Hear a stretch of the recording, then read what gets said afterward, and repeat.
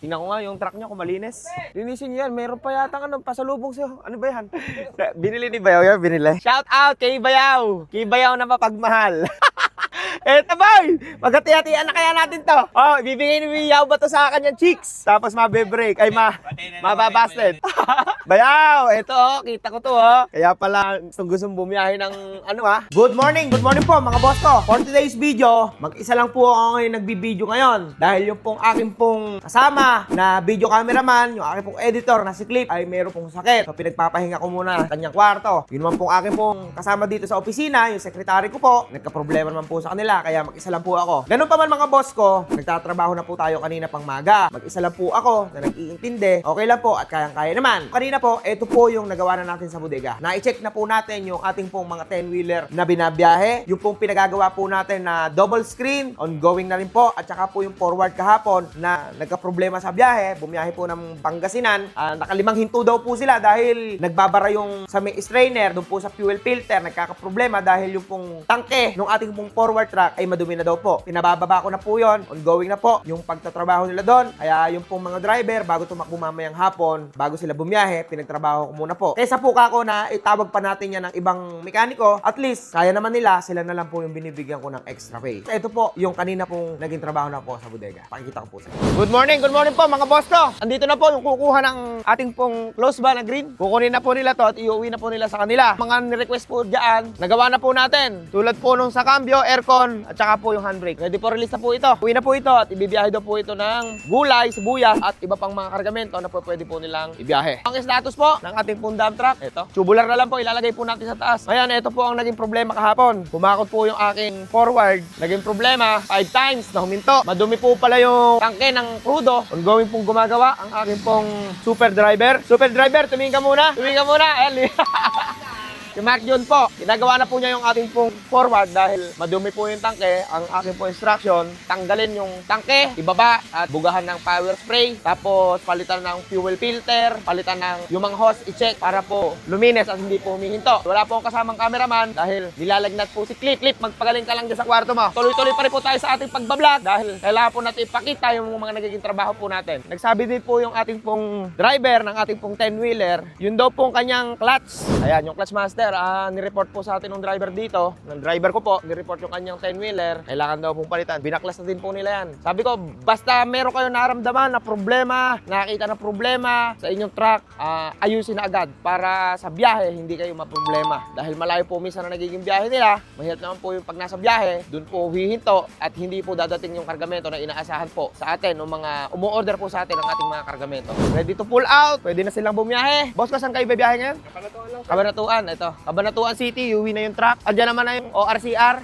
Sa ORCR, bigay mo na sa kanila. Tapos yung pang-crudo. Mga boss ko, ito, sobrang ika nga po busy. Maraming trabaho po yung mga tauhan po natin dito, yung mga kasama po natin sa hanap buhay. Tulad po nito, gumagawa po ng double screen. Para magtuloy-tuloy na po yung pag-stockpile po natin doon, kailangan matapos na po yung ating pong double screen. Ayan po mga boss ko ha. Ayan ang ginawa po nating double screen. Ito mga sobra na ito, paano gagawin natin din Puputulin? Di ba lalagyan natin ng pahalang yan? Ano yung papahalang natin? Yun na lang kaya, duktongin na lang. Sabagay, magagamit natin ito sa bakod. Magagamit natin sa bakod. So lahat sa sobra dito, tabi mo ha. Ay mga boss ko, pull out na po yung isang truck. Mag-iingat po kayo mga boss at maraming salamat. Shout out po sa nakabili sa akin, sa ang kapatid ko po na si Kuya Angeles Jeff. Maraming salamat. Pauwi na po yan ng Cabanatuan City. Tuloy-tuloy ang ating trabaho. Tuloy-tuloy ang trabaho mga boss ha. Ayan ha.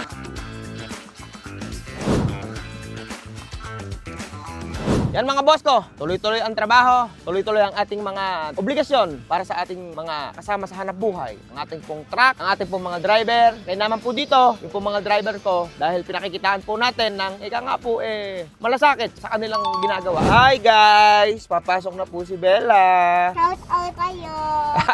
Shout out po kayo, naka-face mask daw siya kasi meron siyang... Ito. Ay, oo nga, wawa naman. Ihahatid ko po si Bella sa school at ang cameraman ko po ay si Bella. Thank you, Bella. Okay ba, Bella? Pakikita ko po si Bella. Ayan po siya, guys. Mayroon na ako ng video sa iyo, Hi guys! Pasok na po si Bella.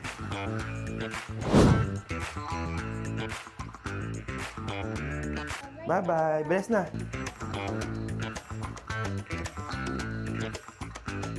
Balik tayo dito sa bodega. At naihatid na po natin si Bella. Yung Fred? Biblis na lang po. Biblid na lang. Pinalitan natin ng clutch master dito sa may itaas, sa may cowl. Mamaya kapag ka pwede na siguro kargahan yan. Bomba lang, bomba, John. Padyak mo, malakas sa clutch lining yata bomba lang. Bomba lang. Biniblid na namin, biniblid na ni Johnny Boy. Johnny Boy, bleeder. Pirmis mo lang, pirbes, pirbes.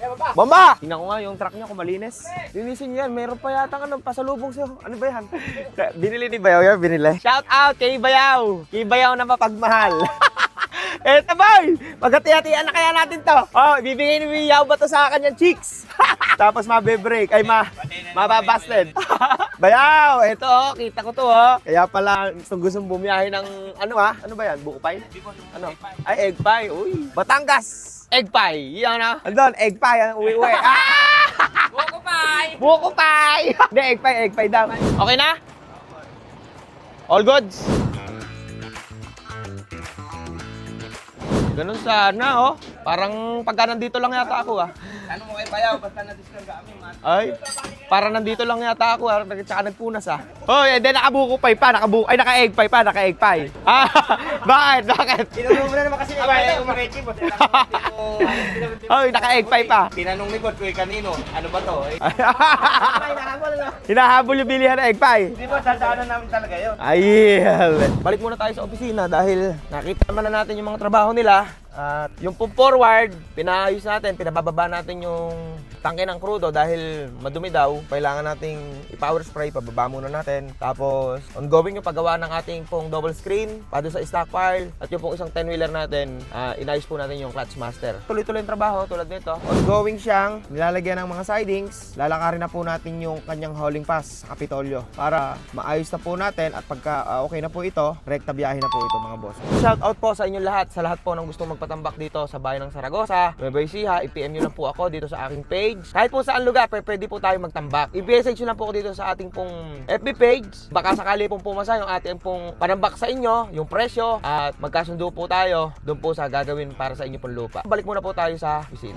Sa lahat po ng mga gustong magpatambak, pwede nyo po ako i-PM dito sa aking page. Sa lahat po ng mga gustong magpa-deliver ng S1, ng mix, boulders, i-PM nyo lang po ako dahil meron po tayong mga available. Sa bigas naman po, sa mga gustong umorder, by March po, first week, magpo-post po ako na mga available nating mga bigas dahil kasalukuyan na pong nagsisimula na po ang anihan dito po sa Gawing Tarlac. Hindi pa po ako nakakapamili. Ganun pa man po mga boss ko, baka po by March, mag-start na rin po ako para sa lahat po ng mga gustong mag-order ng bigas, i-PM nyo lang po ako dito at ma-supplyan ko po kayo. Maraming salamat po sa lahat ng mga nanonood ng aking vlogs. Sa totoo lang po mga boss ko, nakakatuwa at nakakataba ng aking puso dahil nung minsan pong kahit po saang lugar, halimbawa, nabiyahe ko ng Bulacan, Bataan, Subic, Cabanatuan, may isang tao lagi na nakakakilala sa akin. Isang tao na kumbaga, kahit yung dami ng tao na yun, isang tao lang yung nakakilala sa akin, nakakataba ng puso. At ika nga po naitutuloy ko po yung aking vlog. Dahil, isipin mo mga boss ko, sa dami ninyo, sa dami ng tao dito, kung saan man lugar, sa daming tao dito sa buong mundo na to, may isang taong nakakakilala sa akin sa lugar na yun pag pumunta ako at nakikilala ko, boss ko ang sasabihin sa akin, nakakatawa. Kaya po tinutuloy ko po ang aking pong vlog na. Maraming salamat po sa inyong lahat. Nga po, tuloy po natin ang ating pong mga trabaho, pangarap, pagsusumikap, dahil yan po ang isa sa magbibigay, yan po ang magiging tulay para po sa ating tagumpay, yung pong ating pagsusumikap sa buhay. Huwag po tayong susuko. Alam ko po, yung naiisip mo na